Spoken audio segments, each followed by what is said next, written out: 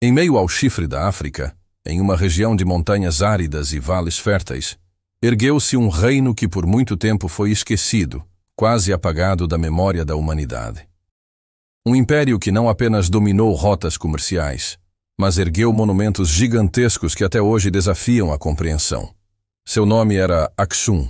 Poucos sabem, mas esse reino foi uma das grandes potências do mundo antigo. Enquanto Roma, Pérsia e Índia disputavam mares e territórios, Aksum estava lá, firme, controlando o comércio do Mar Vermelho e sendo a ponte entre 3 continentes. E mesmo assim, sua história foi engolida pelo tempo. Monumentos derrubados, registros silenciados, uma grandeza que se escondeu sob a poeira da Etiópia. Essa é a história do reino de Aksum, uma história de ascensão meteórica, de mistérios insondáveis e de um desaparecimento que ainda hoje levanta mais perguntas do que respostas.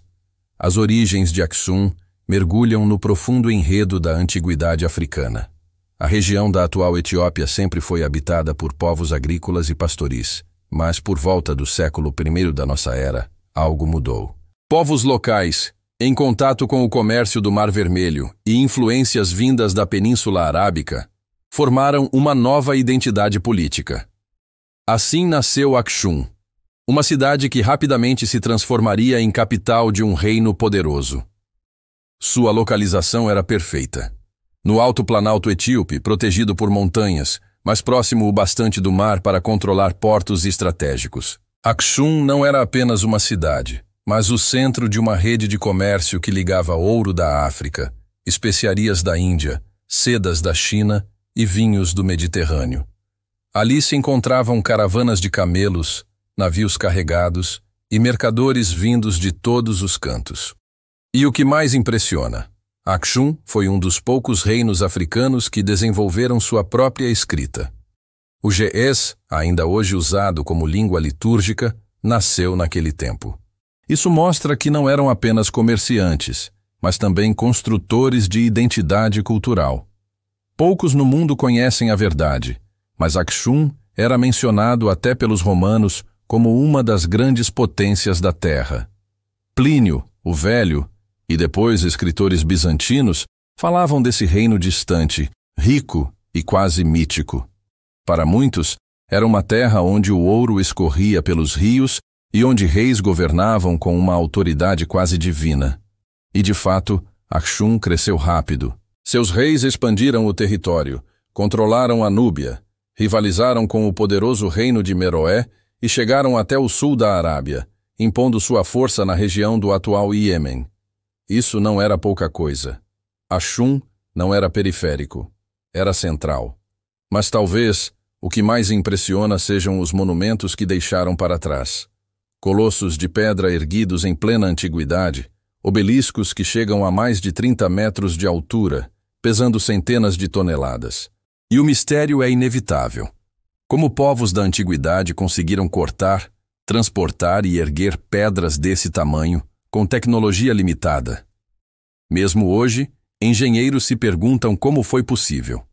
Alguns desses obeliscos ruíram, outros ainda permanecem de pé, testemunhas silenciosas de uma grandeza que não deveria ter sido esquecida. Entre os reis mais célebres de Aksum está Ezana. Foi ele que, no século IV, adotou o cristianismo como religião oficial do reino, transformando Aksum em uma das primeiras potências cristãs da história, muito antes da Europa medieval. Essa decisão mudou para sempre a identidade etíope. Igrejas foram erguidas, cruzes esculpidas e a fé cristã se tornou parte indissociável da cultura local. Mas essa escolha também trouxe desafios. Aksum estava entre mundos, comerciava com muçulmanos, dialogava com hindus e chineses, mas mantinha o cristianismo como seu núcleo de poder. O reino se tornou, portanto, uma ponte, mas também um território cercado por tensões religiosas e políticas. E havia outro mistério. A tradição etíope afirma que a Arca da Aliança, perdida em Jerusalém, teria sido levada para Aksum, onde permaneceria guardada até hoje, na igreja de Santa Maria de Sião. É uma lenda? É um mito? Ou é uma verdade escondida às 7 chaves? Poucos podem ver a arca, apenas um guardião que nunca abandona sua função. Para os crentes, Isso é uma prova da sacralidade de Akshum. Para os céticos, é mais uma das muitas camadas de mistério que cercam esse reino esquecido. Mas, como todo império, Akshum também enfrentou seu declínio. A partir do século VII, novas forças surgiram no cenário global. O Islã se expandiu rapidamente, tomando o controle do comércio no Mar Vermelho. Akshum, antes mediador entre mundos, foi isolado.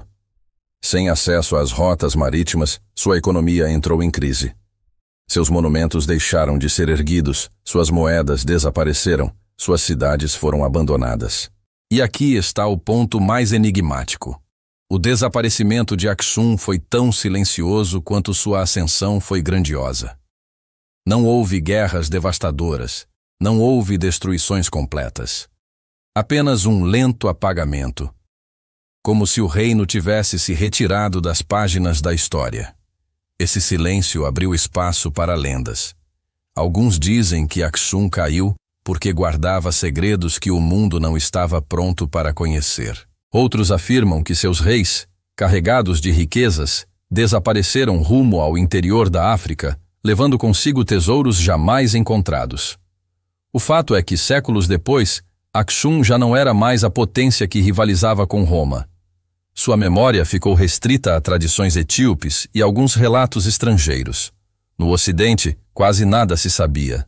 Mas as pedras permanecem, os obeliscos, as ruínas de igrejas antigas, os restos de palácios.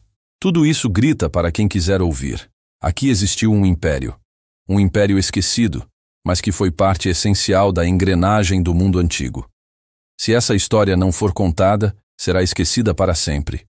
E isso é um crime contra a memória da humanidade. Porque Akshum nos mostra que a África não foi apenas cenário de colônias, mas berço de reinos que influenciaram comércio, religião e cultura em escala global. Hoje, arqueólogos ainda escavam Akshum, tentando entender sua cronologia, decifrar inscrições, mapear rotas comerciais. Cada nova descoberta traz mais perguntas. Quem realmente ergueu os obeliscos? Onde estão os registros escritos de seus reis? Por que decidiram desaparecer do cenário mundial de forma tão abrupta? A verdade é que Akshum foi um império de paradoxos. Presente nos relatos mais antigos, mas ausente da memória coletiva. Gigante em monumentos, mas silencioso em registros. Influente no comércio global, mas esquecido nas narrativas ocidentais. Essa é a autoridade da história. Akshum existiu. Essa é a exclusividade. Poucos conhecem sua verdadeira dimensão. E essa é a urgência. Se não contarmos sua história, ela continuará enterrada, escondida, como os segredos que seus reis levaram para os túmulos de pedra. E agora eu te pergunto, será que Akshum desapareceu porque quis esconder algo? Ou foi apenas vítima do inevitável jogo da história? Se essa história te deixou intrigado, comente. A verdade está escondida,